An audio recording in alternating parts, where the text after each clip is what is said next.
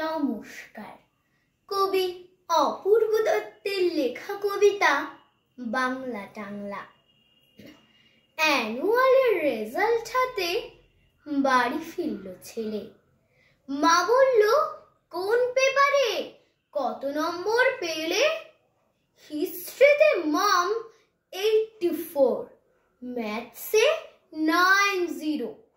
মা বলল, fantastic, just like a hero.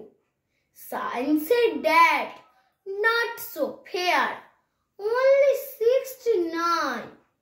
ইংরাজিতে 92, all together fine. জিওগ্রাফির পেপারে তো 100 ডুবিয়ে দিল বেঙ্গলিটাই, ভেরি পুয়ার গ্রেড। ছেলের মাথায় হাত রেখে মা ঠোঁট বেঁকিয়ে বলে, নেভার মাইন্ড, বেঙ্গলিটা না শিখলেও চলে। বাবা বলল, বেশ বলেছ, বঙ্গমাতার কন্যে, বাংলা টাংলা আমার মতো অশিক্ষিতের জন্যে।